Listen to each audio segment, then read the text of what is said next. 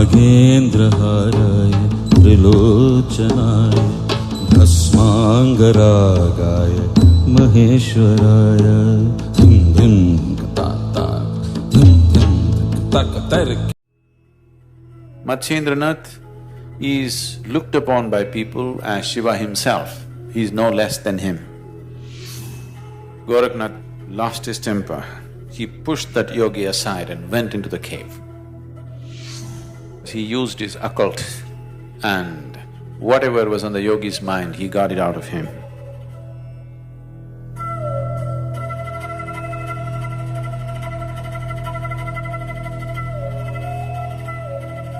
Gorakhnath was a very, very accomplished yogi. In the whole history of Indian yogic culture, he's a star who stands out in many ways. His guru was Matsyendranath.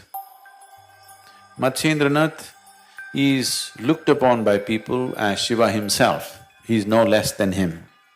Just that he came little later, but he is as much as Shiva, that's how he is seen. So Gorakhnath was his disciple. Gorakhnath was fiercely devoted to his guru. Matsyendranath saw the young man is getting too soldier-like, He's becoming very fierce. His love for the guru is so intense that he's becoming like a soldier, not like a yogi. So he told him to go away into the Himalayas and do 14 years of sadhana. So he went away, but he's made like this.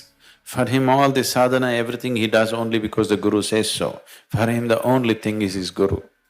Fiercely dedicated to his guru. So when he sat in the Himalayas, 14 years every day, every moment, he was only counting the moments. When 14 years will be over, I'll go back to my guru. At the same time, he did the sadhana. Because of this 14 years of sadhana, he acquired many possibilities. He didn't use it. He knew the possibilities.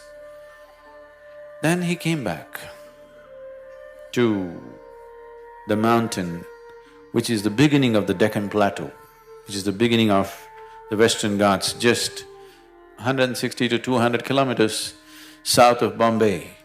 So now that mountain is called as Gorakhnath mountain. It is named after him. Even today, there are people, I had the thing of being with them for some time.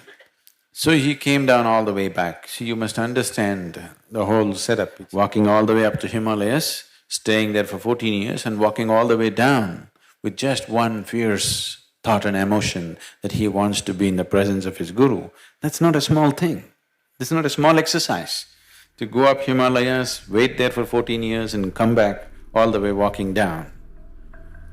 When he came, the cave in which Matsyendranath was staying, just outside, there was a monk. There was another yogi who was manning that. So he came back and this yogi stopped him and said, "You cannot enter the cave." Gorakhnath, "What? I cannot enter the cave? I can't see my guru? I've been waiting for 14 years. He said, "No, you cannot enter." Gorakhnath lost his temper. He pushed that yogi aside and went into the cave. When he went into the cave, Matsyendranath was not there, the guru was not there. So he became distraught, where is he? So he came out and asked the yogi, "Where is the guru?"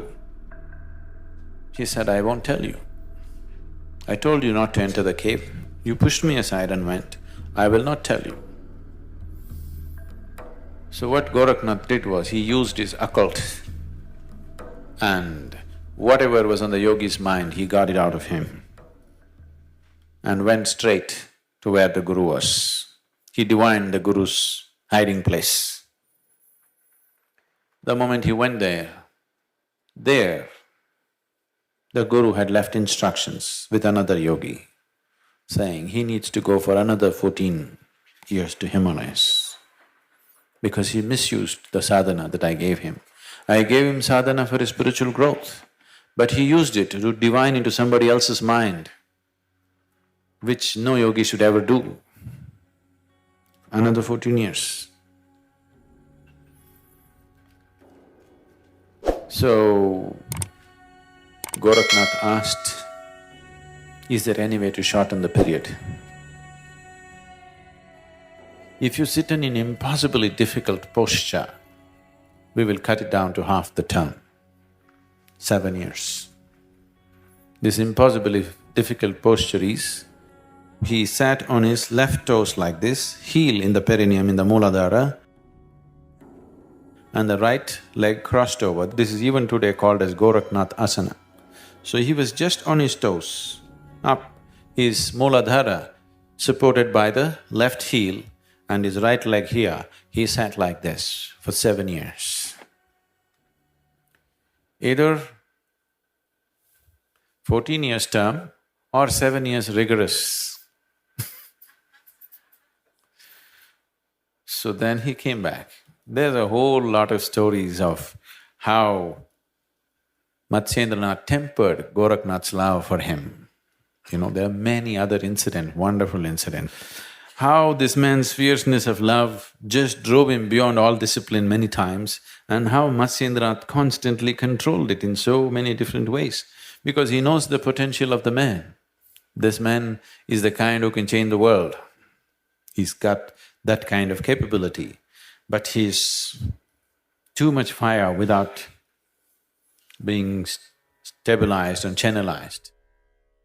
Gorakhnath went about later on, after the passing of his guru, went about establishing one of the most widespread spiritual movements in India. If you see anybody with a large ring on his ear, a large ring, usually a bone ring, that means he's a Gorakhnathi. Usually, even today, the Gorakhnathis always carry a stick and a dog with them. They love dogs. They carry their dogs on their shoulders, they won't let them walk. Okay, they got… all the time they have dogs which are pitch black in color, they won't have any other dog, only black dogs. And they love their dogs so much, they're well fed, the dog's really fat and nice, and they won't let them walk. They'll carry them and walk hundreds of miles. So Gorakhnathis are generally known as these days as Nathis, or they're known as comforts because they have a hole in the ear. So they're called comforts. Very fierce band of people even today. It's fallen on many bad times, but still it's one of the groups which really has true sadhakas still going after thousands of years. There is a ashram of the Nathis. There's a large number of samadhis of Nathis who attained.